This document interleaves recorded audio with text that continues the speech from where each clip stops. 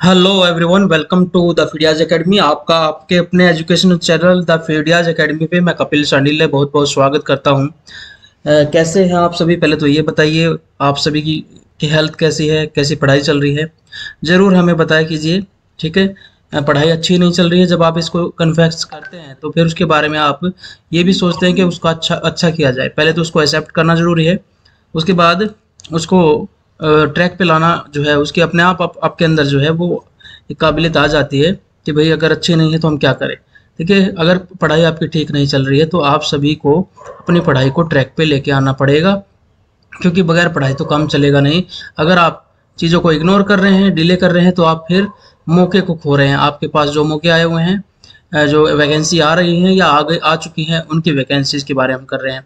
ठीक है, तो आज हम लगभग 25 के आसपास क्वेश्चन करेंगे, 30 नहीं है, क्योंकि आज स्पेशल क्वेश्चन जो उठाए गए हैं वो एनवीएस के एग्जाम से, प्रीवियस ईयर से 2014 से उठाए गए हैं, एसएसटी से का जो पेपर था उससे। और जीएस का वो पोर्शन जो है वो सभी के लिए बेनिफिशियल होता है। जो भी क्वेश्चन मैंने देखे हैं वो सभी एग्जाम के लिए बेनिफिशियल है। ठीक है। कुछ क्वेश्चन जो हैं वो केवीएस के लिए जो है बहुत ज़्यादा बेनिफिशियल रहेंगे, केवीएस पीआरटी के लिए भी, टीजीटी एसएसटी वगैरह के लिए। पीजीटी जो जीएस जनरल पोर्शन है उसके लिए तो होगा ही होगा, और डीएसएसबी के लिए तो ये बहुत स्टैंडर्ड पेपर हो गया, क्योंकि इसमें कुछ स्टैटिक जीएस के क्वेश्चन भी दिए गए हैं बहुत सारे। और साथ ही साथ आपको, अगर आप एईएस का पेपर देखें 2019 का, तो मैंने इस पेपर को एनालाइज किया कि 2014 के एनवीएस के एग्जाम से 3-4 क्वेश्चन 2019 में एज इट इज उठाए गए थे। तो एईएस के लिए भी एक अच्छी क्लास रहेगी। तो आप सभी जो एईएस की तैयारी कर रहे हैं, केवीएस की या डीएसएसबी की, तो आप सभी बच्चों के लिए बेनिफिशियल क्लास रहेगी। और टीजीटी एसएसटी वालों के लिए तो सब्जेक्ट की क्लास का पोर्शन बन ही जाएगा। ठीक है, तो क्लास को पूरा देखिए आप। ठीक है, रेगुलर क्लास देखिए, हमने प्लेलिस्ट बनाई हुई है। अगर आप प्लेलिस्ट देखना चाहते हैं तो प्लेलिस्ट आपको मिल जाएगी। एईएस की प्लेलिस्ट तो हमने कॉमन बनाई हुई है, उसमें आप सारे सब्जेक्ट की क्लास देख सकते हैं। इसके अलावा आपको जीएस की या ईवीएस की क्लास सेक्शन में जाएंगे तो आपको ये सारी क्लासेज आपको मिल जाएंगी। तो आप वीडियो को स्पीड पे बढ़ा के देख सकते हैं, टाइम बचेगा लेकिन रिवीजन अच्छा होगा। Superconductivity is a material property associated with what? अतिचालकता एक भौतिक संपत्ति नहीं है, ये कहेंगे पदार्थ की विशेषता है। ठीक है, वो जो किससे जुड़ी हुई है? Cooling a substance without A phase change, एक चरण परिवर्तन के बिना किसी पदार्थ को ठंडा करना। ये जब हम फेज बदलते हैं घरों में, लाइट के फेज बदलते हैं, उससे रिलेटेड बात कहने की कोशिश है। फ्रिक्शनलेस लिक्विड फ्लो, घर्षण रहित तरल प्रवाह। A loss of thermal resistance, thermal प्रतिरोध का लॉस हो जाना। A loss of electrical resistance. तो सुपर कंडक्टिविटी का मतलब क्या है? बहुत ज़्यादा कंडक्टिविटी दिखा रहा है, और जब बहुत अच्छा कंडक्टर होता है, सुपर कंडक्टर से ज़्यादा की कैपेसिटी उसकी बन गई है, इसका मतलब इलेक्ट्रिकल रेजिस्टेंस हमने उसको लॉस कर दिया। ठीक है, इलेक्ट्रिकल रेजिस्टेंस को लॉस करने से वो बहुत ज़्यादा कंडक्शन दिखाएगा। This is the right answer. A type of plastic, देखिए ये वाला क्वेश्चन है, आप हिंदी में भी मैंने कई कई क्वेश्चन देखे, और ये वाला question as it is AES में भी पूछा गया 2019 में। ठीक है, 2018 में, सॉरी 2018 में ये क्वेश्चन पूछा गया। A type of plastic that is biodegradable, एक प्लास्टिक है जो कि बायोडिग्रेडेबल है, यानी कि जो अपने आप बायोलॉजिकल तरीके से जो है अपने आप खत्म भी हो जाता है। Has been in news lately, the ingredient that make it biodegradable is what? इसको कौन सा घटक है जो इसे बायोडिग्रेडेबल बनाता है? तो यहाँ पर देखो, मैं आपको निकालना देखिए, लेटली मतलब अभी रिसेंट में देखने में चर्चा में रहा है। तो वेजिटेबल ऑयल तो मैंने पहले भी सॉल्यूशन में यही बताया था कि वेजिटेबल ऑयल तो काफ़ी पहले से, अगर आपको नहीं भी आंसर पता है, बहुत पहले से यूज हो रहा है, तो इसको हम ऐसे एलिमिनेट कर सकते हैं। पेट्रोलियम इज आल्सो हाइड्रोकार्बन, और ये भी बायोडिग्रेडेबल तो है, लेकिन वो इसमें टाइम भी लगता है। लेकिन ये अभी लेटली नहीं, मतलब बहुत, और लेदर भी बहुत पहले से यूज हो रहा है। तो कौन स्टार्च सही आंसर होगा? कौन स्टार्च के द्वारा जो है आप आंसर निकाल सकते हैं।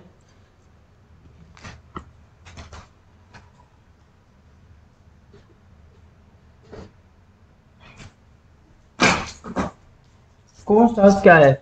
एक बायोडिग्रेडेबल प्रोडक्ट है। कौन का मतलब क्या हुआ? जो आप मक्की यूज करते हैं उसी से बनाया हुआ स्टार्च, और उस स्टार्च से जो प्लास्टिक बनाया गया। ठीक है, असल में वो प्लास्टिक कहने के लिए प्लास्टिक है, लेकिन वो प्लास्टिक नहीं है।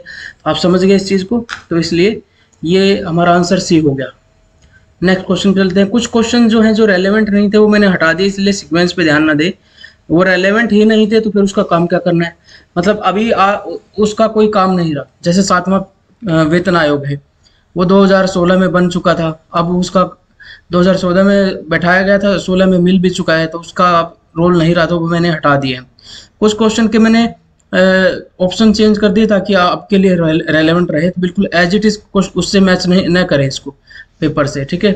अब देखिए how many dynes are there in 1 gram weight. देखिए जो वेट है उसकी कई सारी यूनिट होती है, और उसमें एक सीजीएस यूनिट में एक तो एसआई यूनिट होती है, उसके बाद एक सीजीएस यूनिट होती है, उसमें वेट की एक यूनिट है जिसका नाम है डाइन, और 1 ग्राम के अंदर 981 डाइन होते हैं, ठीक है। एक स्टैटिक जीएस उठा ली इन्होंने और आपसे पूछ लिया, if the distance between earth and the sun were twice what it is now, the gravitational force exerted on the earth by sun would be what।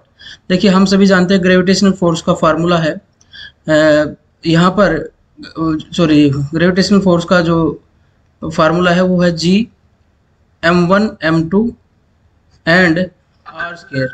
मान लीजिए दो बॉडी हैं, एक का मास m1 है और दूसरे का मास m2 है, और उनके बीच में r डिस्टेंस है, तो ये g कांस्टेंट है, इसकी वैल्यू हमेशा कांस्टेंट रहेगी, इससे कुछ फर्क नहीं पड़ेगा, ठीक है। तो अगर मास बढ़ा दिया जाए तो वो बढ़ेगा, दूसरा मास बढ़ा दिया जाए तो भी बढ़ेगा, दोनों को घटा दिया जाए क्योंकि डायरेक्ट प्रोपोर्शनल हो गया वो घटेगा, और अगर इसको घटा दिया जाए तो बढ़ेगा। लेकिन अब इसने क्या कहा है कि डिस्टेंस बढ़ गया है, डिस्टेंस कितना हो गया, r की जगह पर हो गया है वो 2r, ठीक है। तो नीचे देखिए r² था, अब 2r² हो गया, यानी कि 4r² हो गया। अब इसको आप यहाँ पहले के कंपैरिजन में पुट करके देखें तो 1/4 हो जाएगा, ठीक है। इसका सही आंसर क्या हो गया कि 4 टाइम नहीं होगा, लार्ज नहीं होगा, 1/4 हो जाएगा, 1/4 हो जाएगा, क्योंकि नीचे 4 यूनिट और आ गई है, तो इसलिए इसको घटा देगा, ये 1/4 हो जाएगा in comparison to previous position के कंपैरिजन में देखें तो। Who was the first Indian to be selected to the British parliament. British parliament में सिलेक्ट होने वाले पहले व्यक्ति कौन है, दादा भाई नौरोजी। बहुत स्टैंडर्ड क्वेश्चन, बहुत इंपॉर्टेंट क्वेश्चन। इन्होंने ड्रेन ऑफ वेल्थ थ्योरी, धन का बहिष्करण का सिद्धांत दिया, भारत की पहली बार पर कैपिटा इनकम जो है आधुनिक भारत में इन्होंने दी, और इन्होंने एक पुस्तक लिखी थी poverty and un British rule in India, grand old man of India भी कहा जाता है। कांग्रेस के अध्यक्ष रहे 1886 का कलकत्ता सेशन में, 1906 के कलकत्ता सेशन में जब स्वराज की मांग की गई तब भी दादा भाई नौरोजी। कांग्रेस जब संगठन बना रहे थे तो संगठन का नाम कांग्रेस भी इन्होंने सजेस्ट किया। ईस्ट इंडिया कंपनी, इन्होंने ईस्ट इंडिया एसोसिएशन की स्थापना इन्होंने करी कहाँ पर, लंदन में ही की, ब्रिटेन में, ताकि भारतीयों के मुद्दों को वहाँ पर उठा सके 1866 में। तो बहुत सारे क्वेश्चन इनसे पूछे जाते हैं, वो सारे मैंने आपको बताया। गोपाल कृष्ण गोखले, ये गोपाल कृष्ण गोखले भी नरम दल के हैं, ये भी नरम दल के नेता है, ठीक है। बाकी दोनों गरम दल के नेता हैं, बिपिन चंद्रपाल और लाला राय। आगे बढ़ते हैं। Which of the following Rajput dynasty did not surrender to Akbar. कौन सी राजपूत वंश ने कभी भी अकबर के सामने आत्मसमर्पण नहीं किया। तो परमार तो अकबर का समकालीन ही नहीं है, प्रतिहार भी समकालीन नहीं है, तो ये भी नहीं है। सिसोदिया वंश काफी लंबे समय तक, बहुत लंबे समय तक राज करने वाला वंश है, और इस सिसोदिया वंश में आपको राणा प्रताप, महाराणा प्रताप का नाम सुनने में आएगा, ठीक है। वो ऐसा वंश है जिन्होंने कभी भी अकबर के सामने सरेंडर नहीं किया। हल्दी घाटी का युद्ध हुआ, हल्दी घाटी के युद्ध में हालांकि महाराणा प्रताप की हार हुई, लेकिन फिर भी वो जंगलों में रहे, लेकिन उन्होंने कभी सरेंडर नहीं किया। नेक्स्ट क्वेश्चन है, विच of the following is not a classical language of India.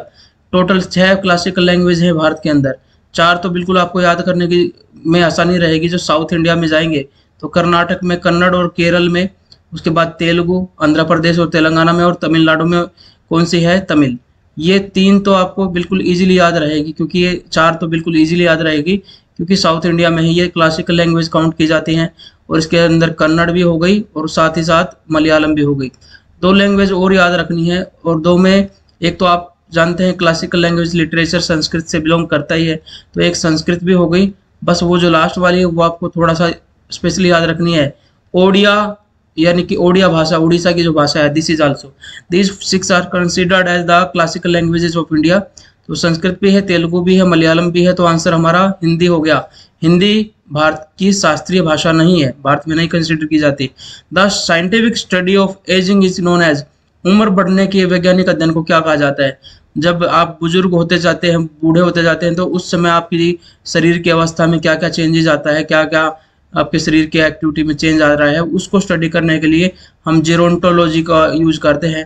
ठीक है। एटियोलॉजी जो है वो डिजीज को स्टडी करने की ब्रांच है, जिसमें डिजीज के बारे में स्टडी किया जाता है। ओस्टियोलॉजी हड्डियों की स्टडी का है। और जो टेराटोलॉजी है उसको भी आप जो है देख लेना क्या होता है टेराटोलॉजी। मैं ये आपको देख के बता देता हूँ।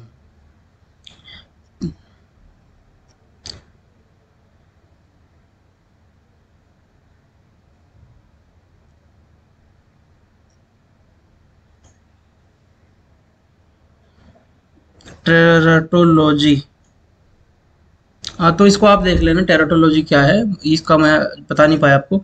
लेकिन आपको जेरेंटोलॉजी समझ में, इसका आंसर से ध्यान रखें, इसका आंसर जो होगा जेरेंटोलॉजी, यानी कि बुजुर्गों को उम्र की बढ़ती उम्र को स्टडी करने की साइंस को जेरेंटोलॉजी कहते हैं। Which Indian artist decorated the hand written copy of constitution, constitution की जो हैंड रिटन कॉपी को किस आर्टिस्ट ने डेकोरेट किया था। यहाँ पर आपको कई सारे नाम याद रख सकते हैं आप। देखिए, शांति निकेतन एक स्थान है। शांति निकेतन कहाँ पर है? कलकत्ता में, जहाँ पर रविंद्रनाथ टैगोर रहा करते थे। शांति निकेतन में कुछ आर्टिस्ट थे, रविंद्रनाथ टैगोर भी एक आर्टिस्ट थे। वहाँ पर एक दो व्यक्ति हैं, बेओहर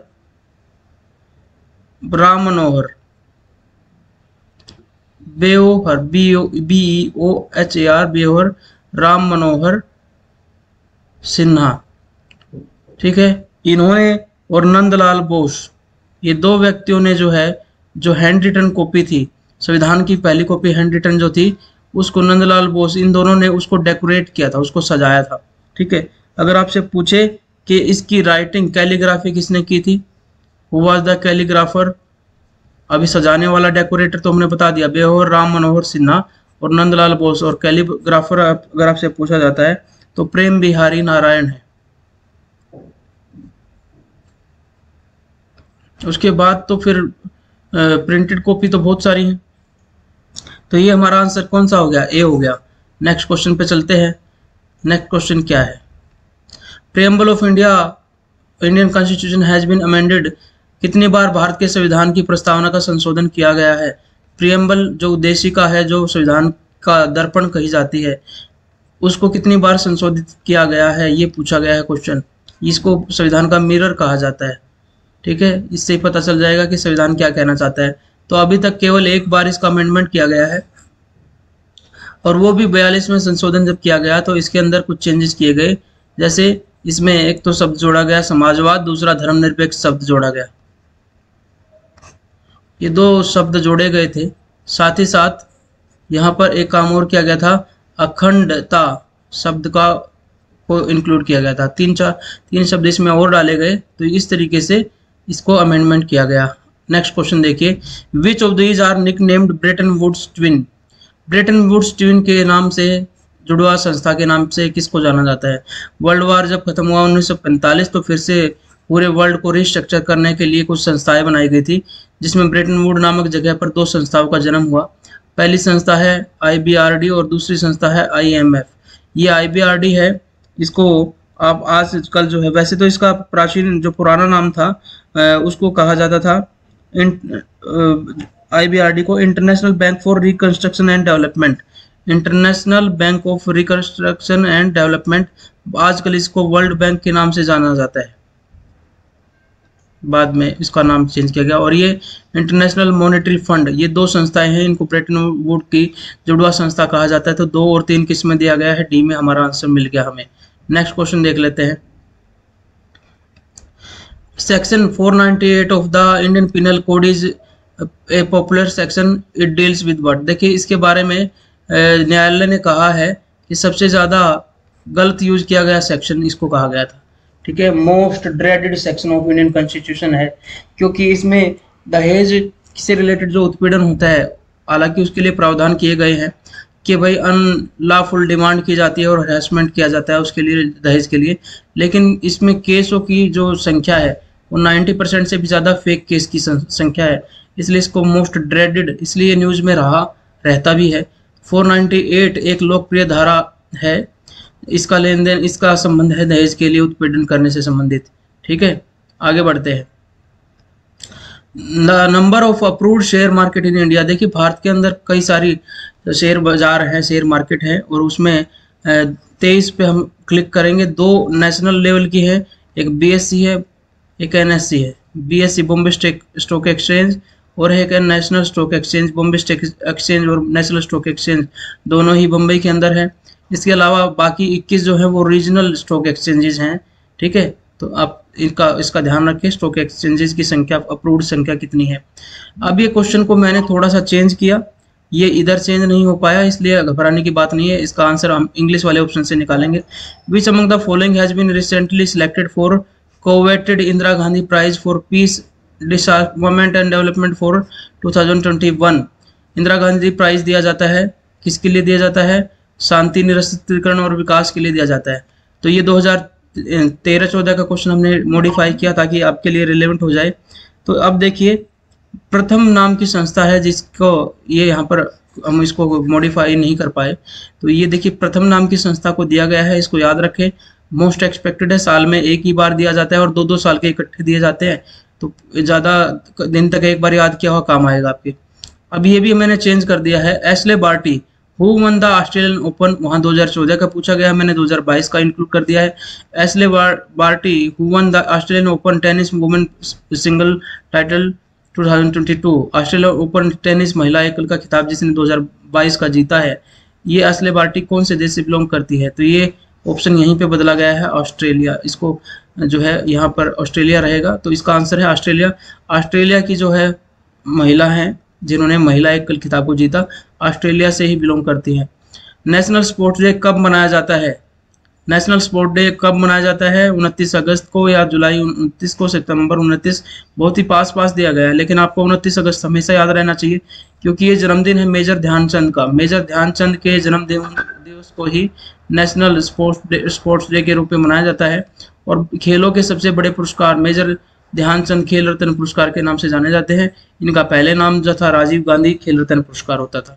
ठीक है, आगे बढ़ते हैं नेक्स्ट क्वेश्चन पे। सोनल मानसिंह राज्यसभा की सदस्य रही हैं। ठीक है, ये कौन से डांस के लिए फेमस है? तो आपको पता है कि राज्यसभा में मनोनीत सदस्य भी होते हैं जो आर्ट वगैरह से बिलोंग करते हैं, उनमें सोनल मानसिंह को मनोनीत किया गया। तो भरतनाट्यम की फेमस डांसर हैं, ध्यान रखें। भरतनाट्यम तमिलनाडु का क्लासिकल डांस है, तमिलनाडु का क्लासिकल डांस है भरतनाट्यम। मणिपुरी मणिपुर का है, कुचिपुड़ी आंध्र प्रदेश का है, और कथक जो है ये यूपी का है। आगे बढ़ते हैं नेक्स्ट क्वेश्चन पे। Mister Meera Sahib Fathima Beevi is distinguished as the first lady, किस रूप में जानी जाती है? मीरा साहिब फातिमा बीवी किस रूप में जानी जाती है? जज of the high court, governor of state, जज ऑफ सुप्रीम कोर्ट और प्राइम मिनिस्टर ऑफ बांग्लादेश। तो हमारा सही आंसर है सर्वोच्च न्यायालय के न्यायाधीश के रूप में। सर्वोच्च न्यायालय की पहली महिला न्यायाधीश के रूप में इनको जाना जाता है, पहली महिला न्यायाधीश, फर्स्ट वीमेन जज ऑफ सुप्रीम कोर्ट के रूप में इनको जाना जाता है। ठीक है, इसको आप याद रखेंगे। The maximum poll expenditure of for Lok Sabha seat has been raised by union cabinet on the suggestion of election commission. Election commission के सजेशन पर जो लोकसभा की सीट के लिए चुनाव लड़ा जाता है, तो मैक्सिमम कितना खर्च किया जाए इसका सजेशन दिया है इलेक्शन कमीशन ने। कितना खर्च कर सकते हैं? मान लीजिए मेंबर ऑफ पार्लियामेंट का आप इलेक्शन लड़ रहे हैं, तो उस इलेक्शन के दौरान कितना खर्च कर सकते हैं? तो इसकी रेंज दी गई है 75 लाख टू 90 लाख। ये बिग स्टेट के लिए, ध्यान रखें, बिग स्टेट जो बड़े राज्य जो होते हैं उनके लिए है। स्मॉल स्टेट के लिए इसको 54 लाख से 75 लाख के बीच में रखा गया है। ठीक है, हालांकि वो ऑप्शन यहाँ नहीं है तो हमने अपना आंसर निकाल लिया है। ठीक है, तो इसको भी ध्यान रखें। नेक्स्ट क्वेश्चन, विच, ये मैंने करंट का डाटा बताया, इन्होंने पुराना डाटा दिया था, मैंने करंट का डाटा डाल दिया इसमें। विच of the following agency determine ranking of countries in accordance with economic freedom index. कौन सी एजेंसी जो है आर्थिक स्वतंत्रता सूचकांक के अनुसार देशों की रैंकिंग निर्धारित करती है? हमें ये क्वेश्चन जो है काफी कंफ्यूजिंग लगा, लेकिन ये क्वेश्चन बहुत इंपॉर्टेंट बनेगा क्योंकि ना तो वर्ल्ड इकोनॉमिक फोरम इसका करती है, ना यूएनडीपी करती है, ना वर्ल्ड बैंक। हेरिटेज फाउंडेशन और वॉल स्ट्रीट जर्नल यूएसए की संस्थाएं हैं, और वॉल स्ट्रीट जर्नल तो आप सभी जानते हैं एक मैगजीन है।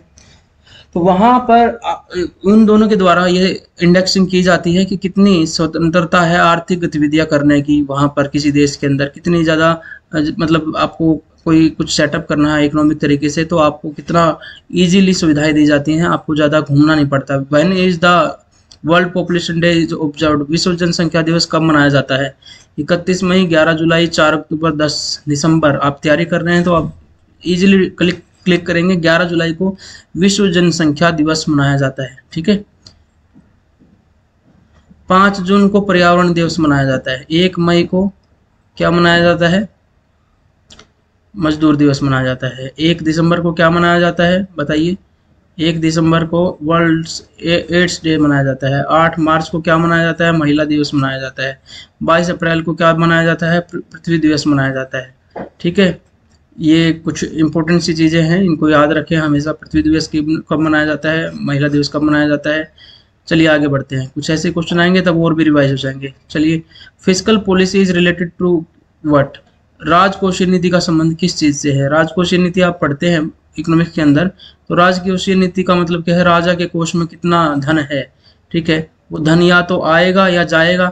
जाएगा कैसे? एक्सपेंडिचर से, और आएगा कैसे? रेवेन्यू से, ठीक है। सरकार का राजस्व और व्यय इससे संबंधित है, सरकार के पास कितना पैसा आ रहा है और कितना। इसलिए कहा जाता है कि घाटे की नीति लेके आए हैं। घाटे की नीति का मतलब है 100 रुपये थे, लेकिन हमने आगे प्लान बनाया 150 रुपये खर्च करेंगे, 50 रुपये हम लोन लेंगे, ठीक है।